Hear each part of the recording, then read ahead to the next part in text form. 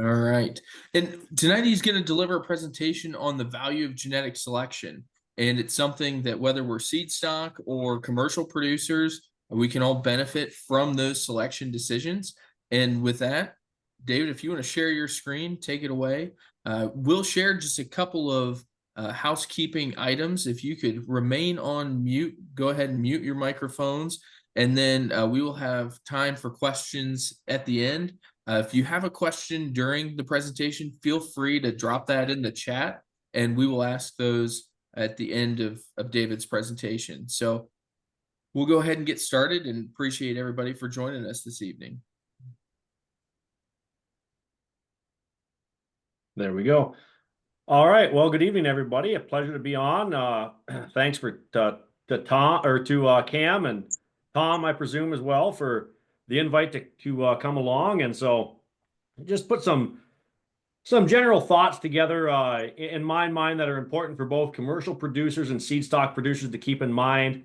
And some of this is definitely going to be centered towards and directed at NSIP, but I think some of it is methodology that you can take away and apply to breeding of livestock, even if you're not utilizing the NSIP program, because some of the breeding plans we're going to discuss, I think, are pretty universal across the board, and I think can be suited across species as well. And so, although, like I say, we're going to keep an NSIP focus on it as well. And so you can see utilizing quantitative genetics, how NSIP can assist producers in genetic selection to improve production and profit. So we'll dig right into that. So I'm sure there's probably quite a number of you on that are familiar with NSIP. For those of you that don't, we can talk a little bit about what we are. I mean, essentially, our mission, you can read it there below, but it's to provide economically important information through statistical analysis to the American sheep industry for performance records to make relevant decision-making tools. Essentially, our job is to try to help essentially seed stock producers make the biggest genetic gains they can in order for commercial producers to utilize those purebred seed stock genetics to make the biggest bang for their buck within those commercial flocks as well. And so, as important as I think NSIP is for the purebred producer, and we're going to make this point as we get further into the presentation, I think it's probably just as important, if not more so, for the commercial producer to demand some of the rams that they're utilizing and the purebreds they're utilizing to make these high-end crossbreds that are really producing for them to have some information, because I just don't think they can afford to do without it. And so at the heart of it, the NSIP is a data analysis tool, which translates raw data into EBVs, which, if there's any of you on here that aren't familiar with EBVs, but maybe it come from the cattle game, EBVs are very similar to an EPD. An EPD is just half of an EBV. An EPD is estimated progeny difference, and EBV is an estimated breeding value. And so estimated breeding values are available on each animal to be used in making selection and breeding decisions. And although this program is designed for seed stock producers, they're an important tool for use by the commercial producer as well, who may not be a member of NSIP and don't need to be, but can still reap all the benefits therein. Now, we alluded to that just a moment ago. And so what is an estimated breeding value? It's a measurement of an individual animal's genetic potential for any particular trait that we choose to measure. What traits can we measure? Essentially, anything that we deem economically relevant can be measured into an EBV. So why are these so important for the sheep industry? Well, they allow for producers to make genetic improvements that add value to their flock and through that to the sheep industry then as a whole. And, you know, it's been mentioned before, the sheep industry is tremendously diverse in the United States. We're a large country. And so what's economically important for, say, me as a producer here in southern Michigan may not be important or hold the same value for a producer, say, somewhere in Wyoming or Utah. We're going to have different selection criteria. We're going to have different economic goals. So, I mean, there's a lot of diversity there. Fortunately for us, NSIP as a tool and EBVs as a tool are tremendously diverse as well, because, like I say, anything we deem economically relevant or important to our operation can be tracked through this. And so, still under the title of what is NSIP, and we mentioned what traits can be measured. I could continually say any trait of economic importance that we deem as an individual producer to be important to us. Some of those can include growth, reproduction, productivity in general. And traits are weighed based on the relative importance to individual breeders' breeding objectives. And obviously, some of those are, we talk about heritability and things. Growth is probably one of those, considered a little highly heritable, maybe a little easier to select for. Can certainly see that probably show up in a generation where things like reproduction take a little bit longer. We know we need to wait for that ram's particular offspring to get into production to start proving some of those traits. So having some of the accuracy on those rams when we choose to make that mating decision or make that purchasing decision can really have a corresponding large impact for a number of parities across our flock, because you can change over a terminal ram. You can buy a terminal ram. Maybe you don't get the same bang for your buck you were anticipating. Well, you can next year go buy a different one. If you've retained females out of, say, a buck that you were purchasing for that was particularly high, maybe in a trait known as number of lambs weaned, and you aren't seeing that in his daughters, if the accuracy wasn't there or you really just didn't know, you were buying him based on reputation, he didn't have EBVs, that can really impact your flock for a number of generations until that ewe hits culling age. And so we also are fortunate within NSIP that some of these EBVs can be compiled into indexes, which take a number of similar traits into account. And so we can select for, one that I'm familiar with and go back to quite often as an example is the Carcass Plus Index, which takes into account post-weaning weight, back fat, and eye muscle depth. All things that kind of fall under the terminal heading, I think we could all agree. But by selection for that one index, then that one composite value, we're able to kind of pull all of those along at one time. So I think indexes are a really powerful tool in our toolbox as well, not only for a purebred producer, but the commercial guys to go along with that.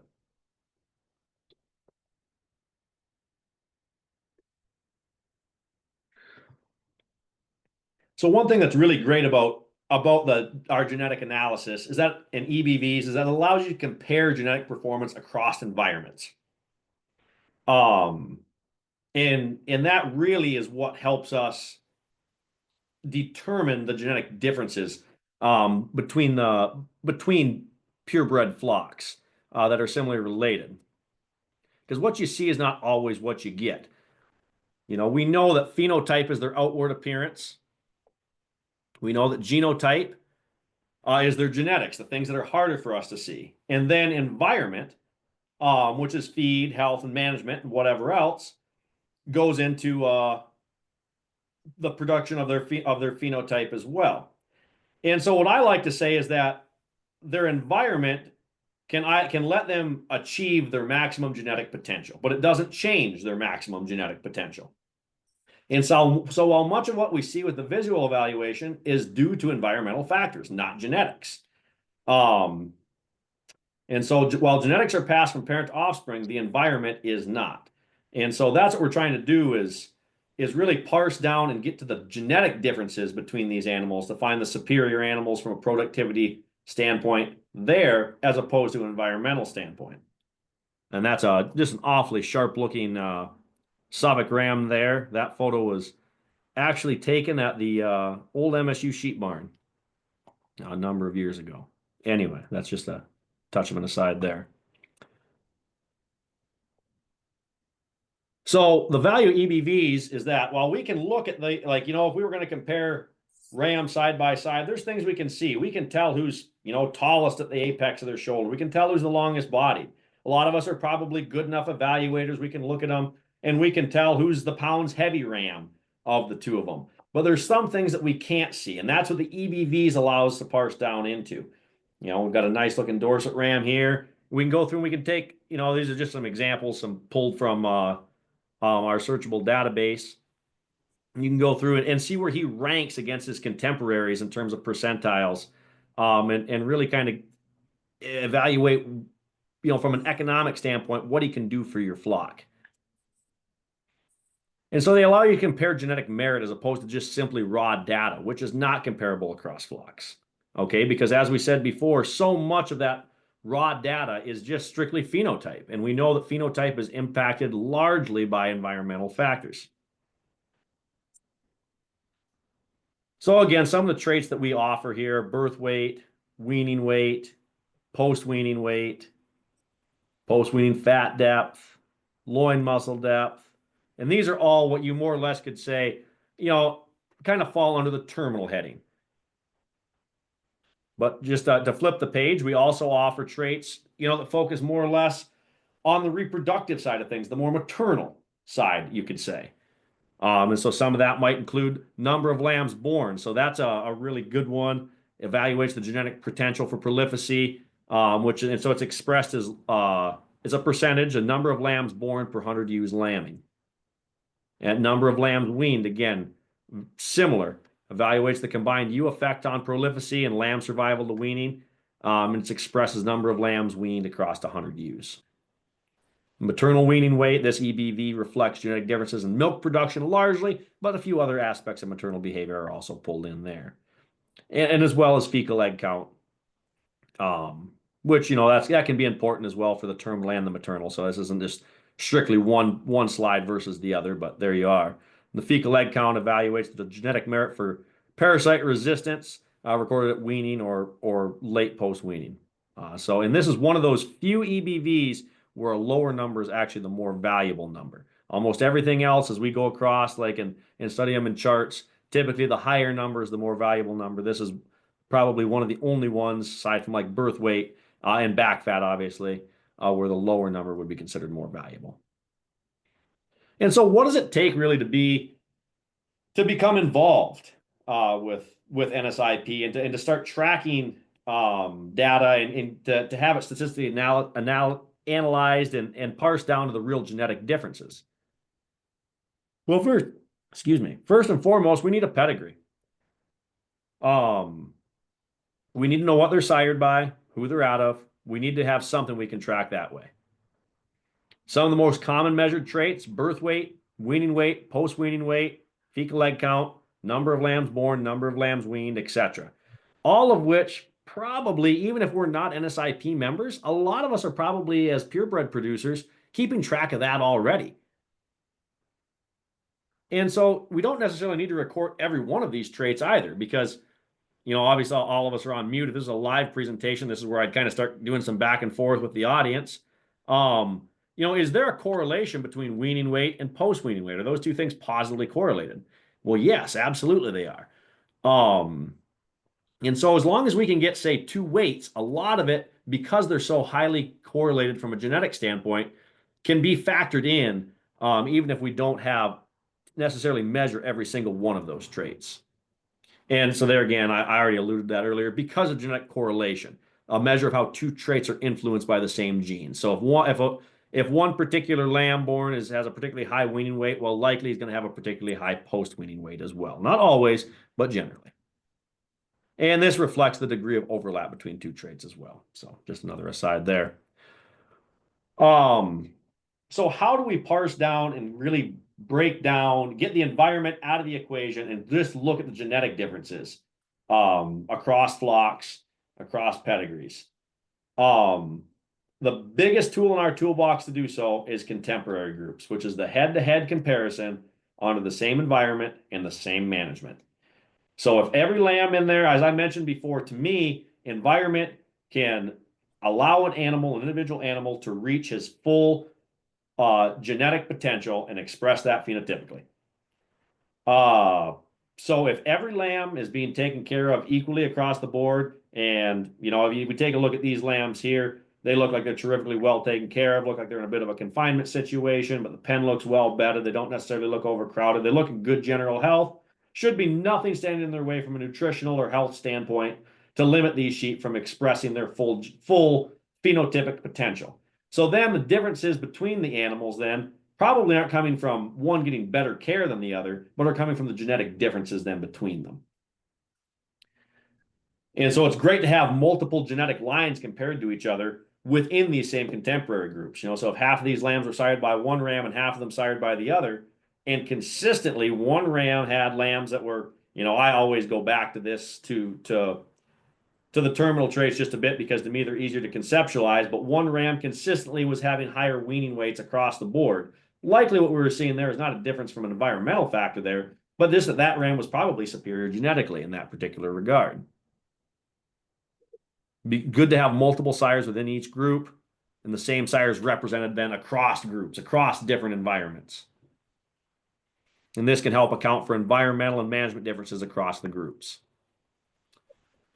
And so, as we said before, then within the same management groups, within that same environment, the animals are given the same opportunity to express their genetic potential. They're exposed to the same weather, the same rations. They have the same accessibility to shelter and water, the same pressures from stocking density. I mean, anything we can think of from that regard. They're the same health protocols. All of that is being considered equal then. So that allows them to show their genetic differences as opposed to just the environmental differences between animals. So we get into a visual assessment versus genotypic assessment. And so as much and as critical as recording information is and putting emphasis on genotype, visual assessment is still critical. And here again is a part of the presentation where I'd love to open it up to the crowd and talk back and forth a little bit about what are some non-negotiable phenotypic traits that we need to keep in mind. You know, we're going to go through a couple of them here. The first one to me, that always comes to mind is good feet and legs.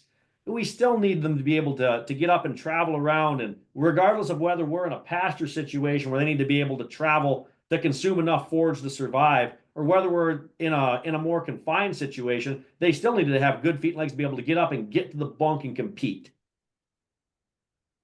Travel, that goes along kind of with good feet and legs, structure in general. There's a trait I like to call doability.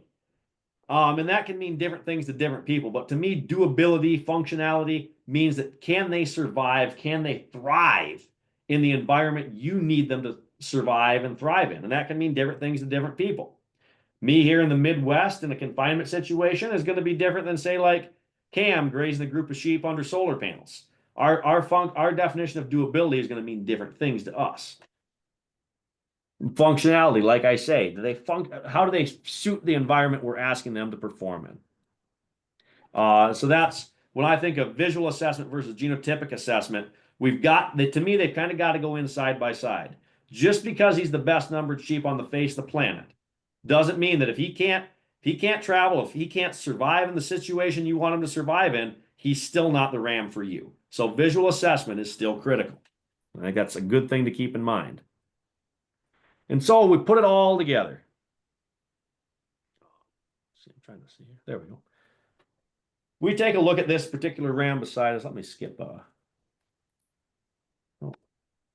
We take a look at this ram. We've got his EBVs listed to the top, and we've got his raw data kind of listed to the bottom. If we ignore the top part to start with, and we look at the bottom, and this is a ram, he was born a triplet, raised a triplet, has a birth weight of 8.9 pounds, a weaning weight of 64 pounds, a post-weaning weight of 138 pounds. You read through that, boy, that sounds pretty darn good. But what do we really know about that ram? Well, there's a lot that's not taken into account. Because, I mean, some of those numbers that he's putting up there, that's a pretty darn good weaning weight, particularly raised a triplet. I mean, that old ewe, she must have milked like a horse. A post-weaning weight of 138 pounds. For that particular breed and kind, that's a polypay ram, by the way. That's exceptional. Things that we don't know that are taken into account by utilizing EBVs is what parity was his dam. And this parses it down a little bit too. Like, we don't know was this a ram? Did he perform like that out in a pasture situation? Did he perform like that in a more confined situation where he was pushed hard with creep feed? We really don't know on that end of it. But one thing that we do know then is when we look at it from an EBV standpoint, that we know because of contemporary groups, we can parse this down and look at him then strictly from a genetic standpoint, and we can look at from a number. And so then things we don't know, all of what we're looking at down below here, triplet, how he was raised, his birth weight, weaning weight, post-weaning weight, gives us no real information on, from a reproductive standpoint, where this ram fits in. I mean, I don't know about you, but the last time I went looking for a terminal ram, all due respect to the polypays, that wasn't the breed I was digging into. Probably digging into him more for his maternal superiority. So the EBVs give us some of that. We can look at from a number of lambs born standpoint, a 4.8%, that puts them in the top 93% and with a 93% accuracy. Number of lambs weaned, good number there. Weaning weight, post-weaning weight. We can look at this all a high degree of accuracy as well. So what it comes down to a little bit is why should we gamble when we can buy a sure thing in this situation? One thing I think that's important to keep in mind as well as seed stock producers and commercial producers is we've got to have some breeding objectives. We've got to know what we're selecting towards. What do we want these sheep to do? Because otherwise, if we don't have a goal in mind, we're not really livestock breeders. We're just livestock multipliers. That's what we're doing. And so seed stock producers probably do have different goals than commercial producers, and that's okay. A matter of fact, I would say more than okay. I think it's preferable. And so, but regardless, whether you're a seed stock producer or a commercial producer, everyone can utilize EBVs in working towards their breeding goals, whatever they might be. One thing that I do want to remind everybody, though, as well, is that it's important to limit your goals to 1 or 2 traits at a time. The more traits you try to select for at one particular time, the slower your genetic progress is going to be. So, what does this mean for seed stock producers? Well, here's a couple things for seed stock breeders that I think is their duty and their call to action within the sheep industry. To me, they're the engine for change. To me, it's the goal of a seed stock producer to have a goal in mind, and chase it kind of hard. If you want to have, because to me, that's your marketing card right there as for commercial producers. Yes, you want your sheep balanced. You want them to be able to survive in a balance in a variety of situations. But, if you're a Katahdin producer, which I know, I mean, obviously all of you guys are, and let's say fecal egg count is something that you're going to take very seriously and what you're going to kind of hang your hat on, and what I, as a commercial producer, am going to go shopping for, then I think you should be the best at that trait that you can be. I'm not saying throw everything out with the bathwater, keep everything in line as well. But if that's what you want to be known for, is so that when folks are like, I really need to step up my fecal egg count numbers, they're going to say, oh, there's a program I need to go and seek out. And so I think it's important for seed stock producers to keep that in mind and try to push that bell-shaped curve, to try to push that average as far to the right to make as much change per generation as they can. So that way, as a commercial producer, I can have the most corresponding change in my flock when I go and purchase a ram or purchase seed stock from a purebred breeder.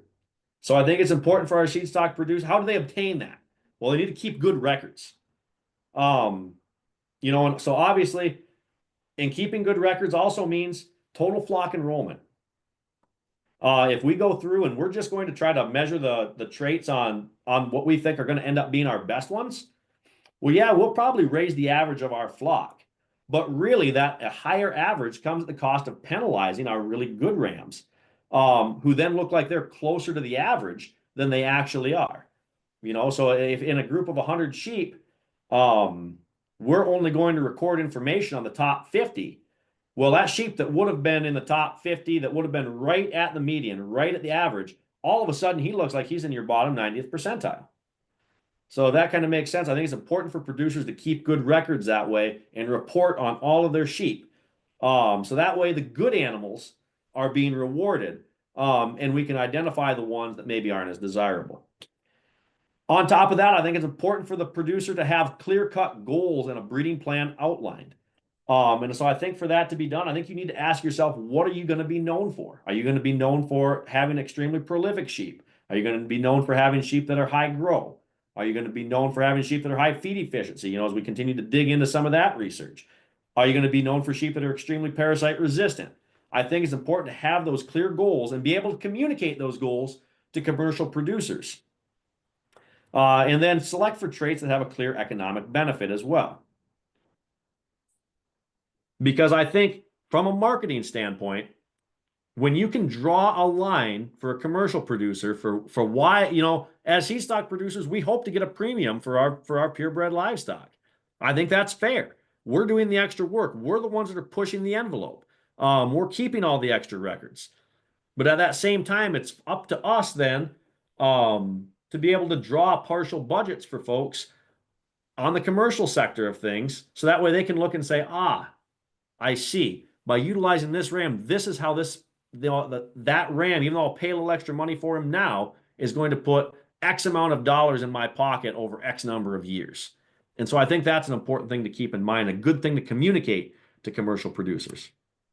So from the commercial producer side, what does that mean for them? And this is, that's a picture after my own heart right there. I mean, I love a group of good uniform looking ewes like that, all burrowed up to the bunk.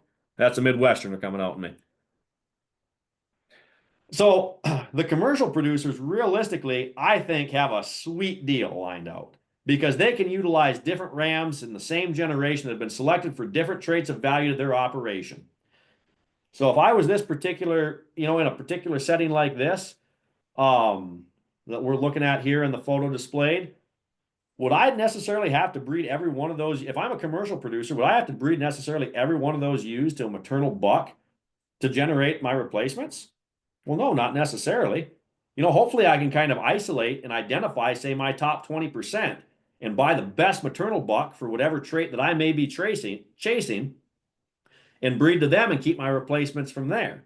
And then be able to go out and in the same turn, purchase a terminal ram that's going to add the most pounds possible to the resulting lamb crop and breed to the balance of my ewes. And really help me get, bump me up from a production standpoint that way. And so I'm fortunate as a commercial producer, I'm super fortunate to be able to do that within the same generation. And so I think being able to utilize rams that have been selected for different traits of value is really exciting and a really cool thing for commercial producers. And so something to keep in mind though as well, for I know there's probably not a lot of commercial producers on this call, but it takes good purebreds to make good crossbreds. And so as a commercial producer, I don't think I can afford to not purchase seed stock, purchase rams that have some information that I can have some level of confidence are going to perform and put dollars back in my pocket. We're all raising livestock. We're all part of the food animal industry. What we're doing is a noble thing already. We don't have to be any more noble than we are and do this at a loss.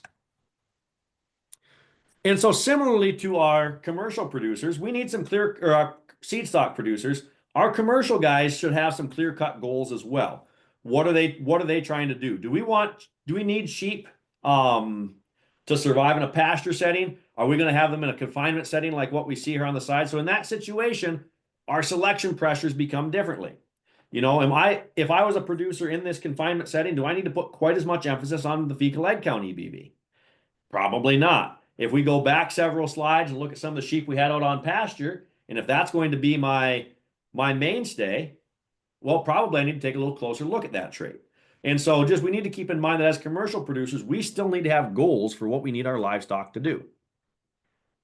And we also need to keep in mind that some traits take longer than others to see progress. We talk about if we were to take and turn a high growth Suffolk ram out on this batch of ewes that we're looking at here, we could see the resulting lamb crop and the change in growth and performance in one generation extremely quickly. If we were going to turn out, say, a ram with a high number of lambs weaned EBV and turn them out here, we aren't going to see that initially in the first year. We aren't really going to see that impact our flock until those daughters hit production. And so I think, and this goes for our commercial producers as well as our seed stock guys, we've got to remember to not change our goals faster than we can change the sheep. Okay? Because if we're going to set a long-term goal to increase the number of lambs weaned on our batch of ewes, we can't expect that to happen in 2 years. It's a goal that takes some time. And so we can't start at it for a year or two and then quit and go a different direction, maybe chase maternal weaning weight for a year or two and then come back to number of lambs weaned. It doesn't work that way. Some of these traits are going to take a little longer to take effect than others. And so just a little bit of a plug in here for some NSIP resources that are free to everybody, whether you're a member or not a member. Our searchable database, which has recently been updated and is quite a bit more user-friendly than before. anyone can search breeding stock and compare EBVs on any sheep that is enrolled in NSIP. And so I think this is great value for purebred producers, maybe shopping around for a program to go select their next stud buck from. I also think it's a great value for commercial producers doing the same thing. And so I've took the liberty here of including a couple partial budgets. And this first partial budget we're going to work through is going to be in an example of utilizing the number of lambs weaned EBVs.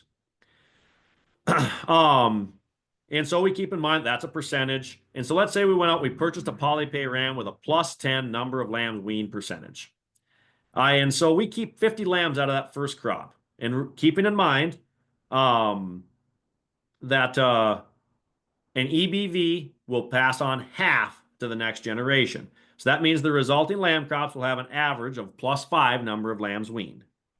If the previous weaning percentage was 1.5 lambs per ewe, or 75 lambs weaned, over time, as we continually keep daughters out of this flock, we should see this 75 go multiply it by a percentage of 0.05, an additional 3.75 lambs weaned. Now, let's say we keep those 50 ewes. So that's over the course of the year then.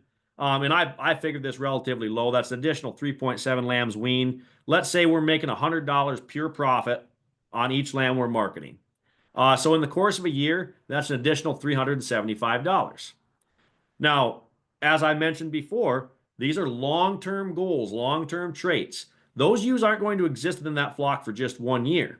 You know, if we say that on average she can last for 5 parities within that flock, that investment is going to total up to $1,875 over the total of 5 parities on just that one lamb crop, keeping 50 ewes or 50 ewe lambs out of that first crop.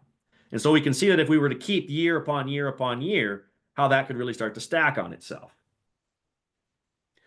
Another one, a favorite of mine, utilizing post-weaning weight. We see a good, growthy, nice, typey Suffolk buck here in the photo. So let's say that we're that same seed stock producer. We've got a group of prolific polypay ewes. We're a couple years down the road. We've achieved our goal of increasing the number of lambs weaned. Our new average number of lambs weaned is 210%. And we decided we've chased that goal long enough. We've got enough replacement ewe lambs. We're gonna start bringing a terminal sire in on this side of things and try to make some more money that way. So we purchased this terminal buck with a weaning weight of +10. Keeping in mind this, I'm going to talk about this, guys, as if it was pounds. Most of the time, EBVs are displayed in kilograms, which is just one more calculation. Kilograms, 2.2 pounds. So the weaned lambs ought to be 5 pounds heavier at weaning, right? If we accept that that ram will pass on half of his breeding value to the average of that flock. Those 50 ewes with a 210% number of lambs weaned ought to wean about 105 lambs with an additional 5 pounds is an additional 525 pounds, let's say at $2 a pound, which I think is pretty obtainable in today's market. That's an additional 1,050 on just those 105 lambs that we're going to market there. So again, I like to utilize some of these partial budgets to kind of draw examples from a commercial standpoint of how this can really put dollars back in your pocket and improve your bottom line. Another one, we threw in a Katahdin example, which I think is appropriate. Let's say we've got 100 Katahdin ewes with an average fecal egg count of -30. And we went out, we purchased a ram with a -80 fecal egg count. And so the genetic change equation, we add the two together, divide by 2. We should end up with a fecal egg count of -55 in the resulting lamb crop. So let's say we're going to keep all those daughters. And we went out, we found another ram with a really good egg count number, bought another -80 ram. Well, let's add that together again, figure out the average there. The -80 ram with a new group of ewes with an average of -55. We should have a -67.5 fecal egg count.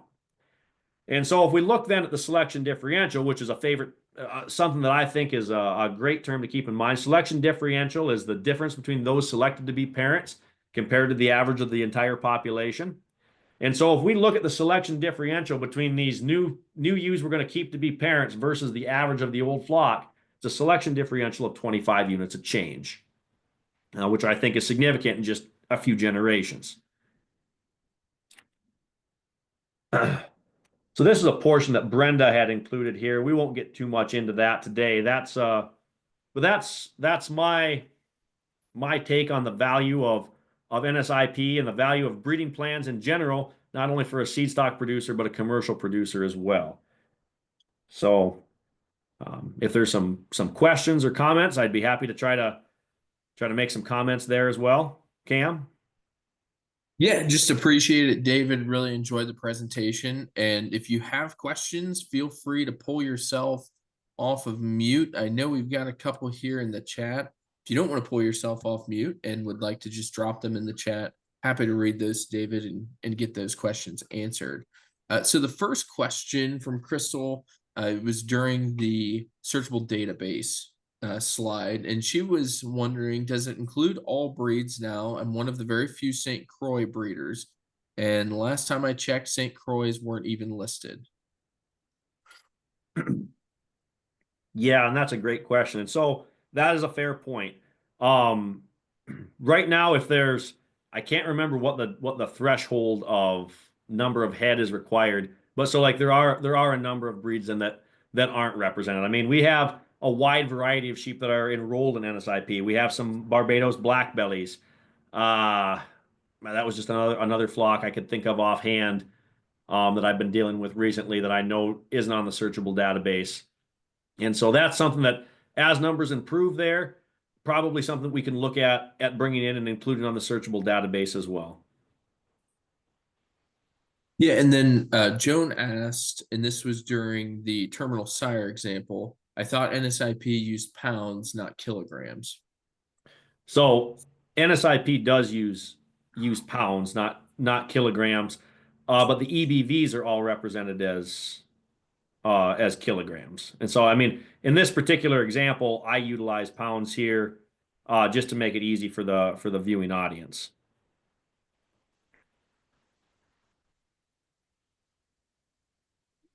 All right. I don't see anything else in the chat. Again, if you So I come off. There was a two question that questions. was emailed to me earlier from Robert Marsh, who's not able to join the call tonight. But he'll be tuning in watching later. He had asked a question kind of specifically as an NSIP member of whether there'd been any conversations about being able to upload recorded raw information in a cloud system through Pedigree Master then to Lamb Plan and get it back. And while there's some of those conversations ongoing, and probably some of it that's getting close to being done, say with like the Suffolk Association moving to digital ovine, the Dorper is also moving to digital ovine. I think the Katahdins as well moving to digital ovine here.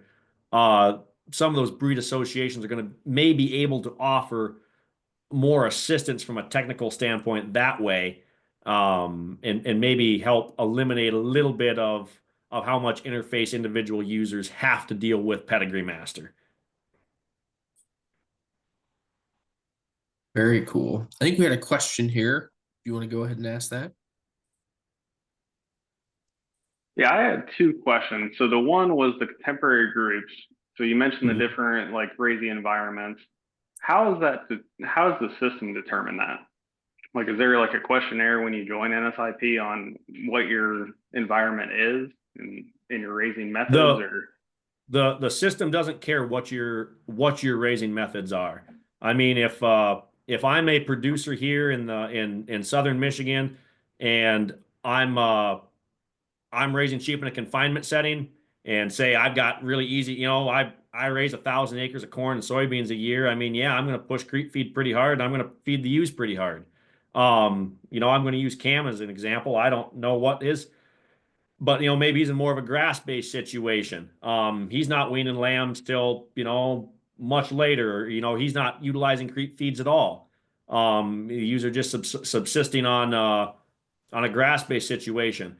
The system doesn't care, just so long as I'm managing the lambs within the contemporary group the same, because what we're looking at is not the environmental differences. We're looking at the genetic differences between those animals. And so Cam and I might be running sheep that are pretty similar. Maybe we've done some ram sharing back and forth. and we've got a pair of full brother rams, or maybe we even have lambs in contemporary groups sired by the same buck. Maybe I'm a spring lammer and Cam's a fall lammer, and we've been able to share rams back and forth.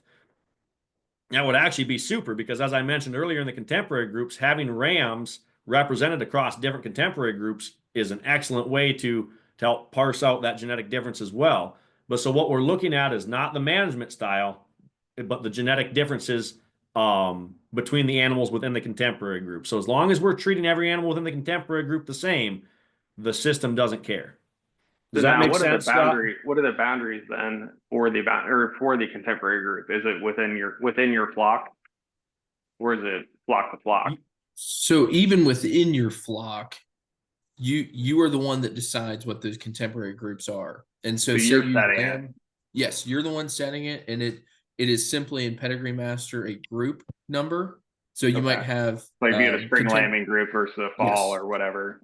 And so if those would be evaluated within contemporary group. If you had an early set of lambs that were in the barn and a late set of lambs that were on pasture, those would need to be in separate contemporary groups.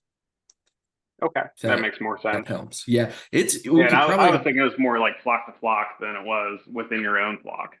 yeah, and it's something that we could spend an entire webinar and people have given entire talks on just structuring contemporary groups to get good, solid, accurate data. So good question, Stephen. And then my second question, so I'm a commercial producer. I'm not in NSIP yet. I'm interested in it. My question is, so I know there's tons of different characteristics that you can record and select for. If you were only to do, let's say, a handful of them versus all of them, is there still a benefit there? Or would you still recommend it, or is it really only beneficial if you kind of go all out in your data recording and submissions and all that? No, I mean, as I said before, if we go back and look, I mean, way back at the beginning of the slideshow, to get started and to have um some good information, no, you don't necessarily need to record every trait we offer. And I think that's sometimes a misconception. Um, maybe I skipped it. But regardless, if you can this comes back again to having breeding goals for your own program and understanding what your own goals are um, for whatever you're selecting for. And so, if it's things like weaning weights, then obviously if you can take accurate measurements of your weights, then do you necessarily need to keep track of, say, your fecal egg count information? And do you need to necessarily take scans for back fat and loin eye depth? Not necessarily. If you can do so, that's great. If you're not in a situation where you can do so, you're still going to get some really good information back. And on top of that, if you can purchase rams from programs that are doing some of the extras, that are doing the scanning for back fat, scanning for loin eye depth, and you're using rams that are highly related to those others, you're still going to get a kickback in accuracy for all of those traits as well. Does that make some sense, Stephen? It does. And Yeah. then, so the hair index would be the overall rating. Is that correct? That would be probably the most popular composite index, yes. And then, so let's say I was only selecting on or recording data for some of those entries on the index. Would that count against you, or it's just not counted at all? Well, remember, because a lot of times within an index, some of those traits are genetically correlated. And so as long as you had we're taking accurate information, recording information on a couple of those traits through genetic correlation, we'd be able to figure pretty closely to what they probably would have, and you would get a number for that index. It might not be quite as accurate as if you were keeping track of every single one of those traits, but you will still get a number. And Gotcha. like I so say the index too, wouldn't be hurt. It's just your accuracy figures for it. yes, likely. And like I mentioned as well, remember, if you were utilizing rams from other programs that were keeping track of, say, every trait possible, you're going to get a corresponding bump in accuracy from them as well. Because let's say a ram you buy, his full brother is siring sheep still in their flock, say. And so because of those genetic linkages, you'll be able to have some bump in accuracy there as well. That makes sense, Stephen. It does. I appreciate it. Thanks for the question. Yeah, and obviously we want to collect as much data as possible, but Stephen, another personal example, when we got started, we were selling commercial lambs into the Eastern market. I couldn't give up the $1.50 extra a pound we were receiving on the premium to hold those lambs back and measure our post-weaning weights. And like David had mentioned, because of that correlation between those weight traits, we're still getting data on the ewe lambs that were within that contemporary. Get another question here from Crystal, and I think it's a reply asking about if St. Croix fall under the hair sheep umbrella within the searchable database. And so I think that's more a response to that versus a new question. But does anybody else have any other questions? Again, feel free to come off mute, drop it in the chat. Happy to ask it.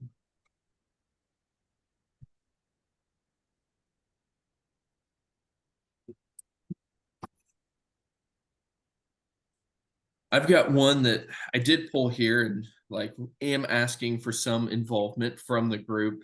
I know David had mentioned in a live event having more involvement with the crowd. And one item that I thought was unique having an NSIP EBV discussion was what phenotypic traits are absolutely essential, or maybe phenotypic traits that you'd like to improve on. And I've got two. I know, so we've got Katahdins. We're also running some Texel ewes that are in NSIP. And those Katahdin ewes, I would like to see some more skeletal width in them. When you look at those sheep, how close are those front legs? How close are those rear legs? What's the chest floor look like? In our Texel ewes, it's not an issue. Those sheep are innately wider in their skeletal makeup. But that's just one example.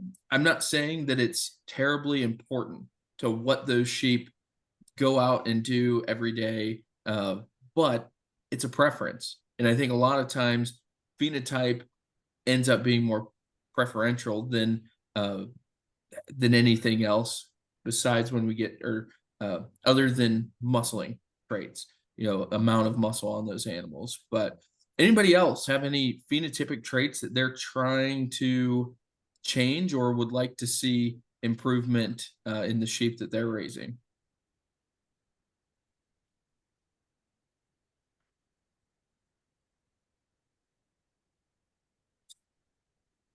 And if not, need to jot down some names on some elite phenotypic sheep in here.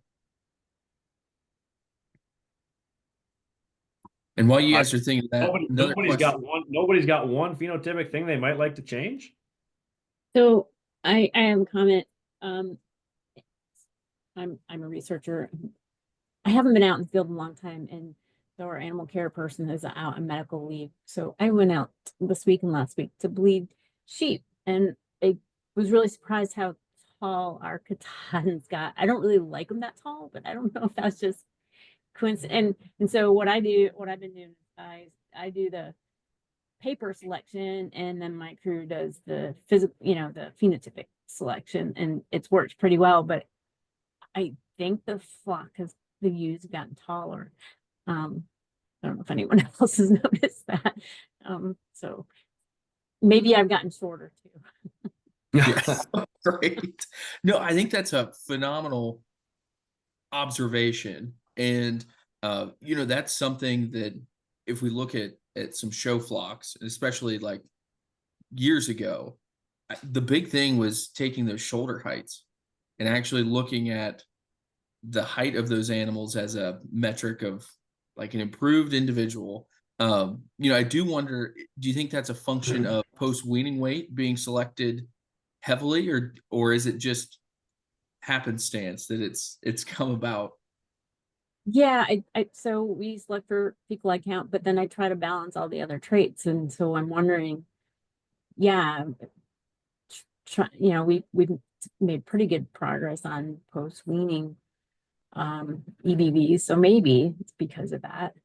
I mean, I always think of the kind of shorter use being more efficient, but I don't know. Again, it's just phenotypic, and I don't know how many people have really actually looked at that. It's just something I have in my head. Anyway, just a comment. Yeah, What and I I've would say, What I've yeah, noticed is that ewes that are with that tall, lanky look seem to have higher maternal EBVs. Hmm. So I don't know. That's just my experience over 20 years, but Yeah, maybe being taller, it's easier for the lambs to get to the udder. I don't know. yeah, and I wonder too. We don't have a crystal ball to go back and look, but the high maternal sheep that maybe has produced a lot of those daughters, or genetic line that produced a lot of those daughters, phenotypically, did he have, that a taller stature? And then we've used that genetic base in a lot of different flocks that then we're seeing an increase in height. So yeah, that's a fun observation.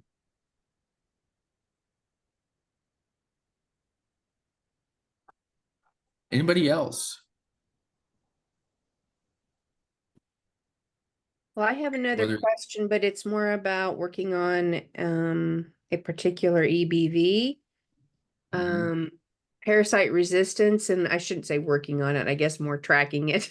Um, I'm switching to fall lambing, and it was already challenging to get high enough fecal egg counts in my lambs with spring lambing. So I'm wondering if I should even bother doing fecal egg counts, because I mean they're going to be born now in like late October or November.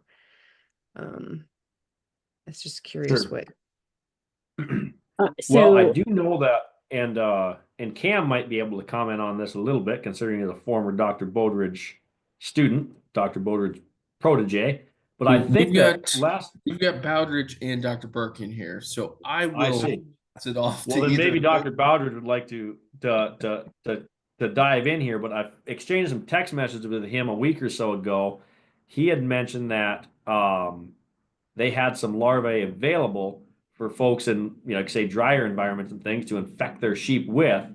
And then he was even such a big guy that if they would do so, I think he was willing to give them a little bit of a discount on their fecal egg count evaluation then as well. So if Scott's on here, if he maybe wanted to speak to that.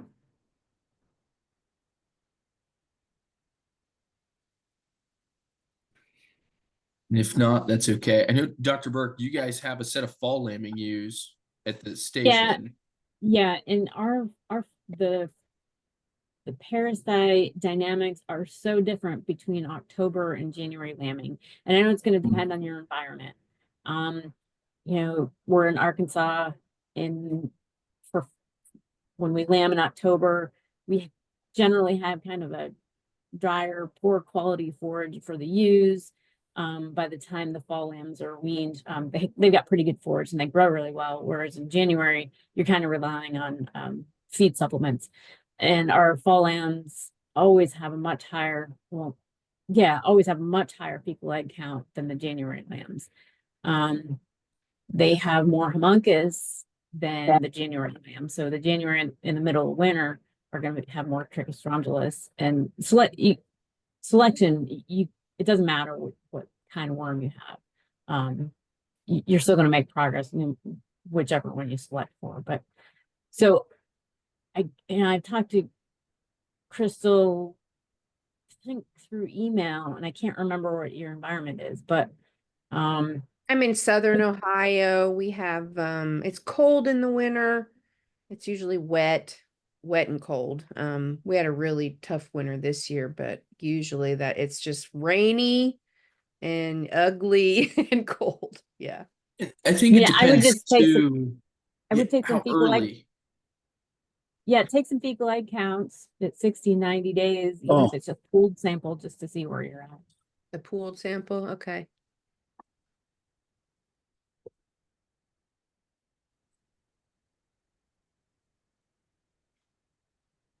And the other aspect of that, Crystal, would be if you're lambing like September in Ohio versus like fall lambs in November. Like those lambs in September, probably old enough to pick something up on some stockpile if you have stockpile. He don't think it's funny. You better come get in the car.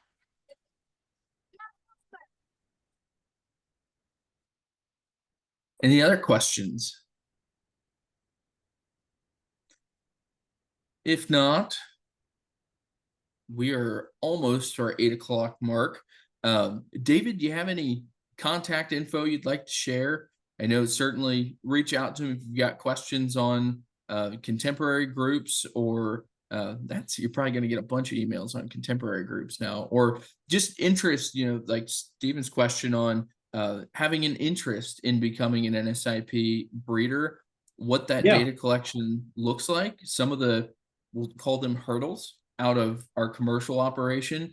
Certainly I think it's worth it if you have a passion for data collection and want to pursue that. And if you don't, keep buying those NSIP rams for your commercial flock. As David highlighted, a lot of the value, a lot of the benefits of those sheep. So any contact info, David? Yeah. Info at nsip.org will always find me. You can also contact me as well on my cell phone is 734-301-6931. Happy to schedule a call or take a call or answer a text message as well. Those are probably the two most straightforward ways to find me. You can certainly go to our website, nsip.org. You can find some information there concerning contemporary groups. You can find some information there concerning data collection. We've got some excellent videos on our YouTube channel as well about some of that as well. So if you just are a glutton for entertainment, some of those make for good viewing material. To answer your question, Joan, I'd message you back in the chat. Our website currently is unsecure, but we are in the process of getting that back to being secure. The SSL is purchased.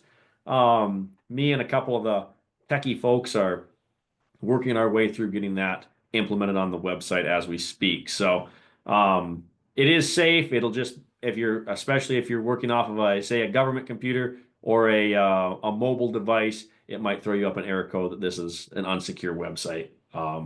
So we're working on that.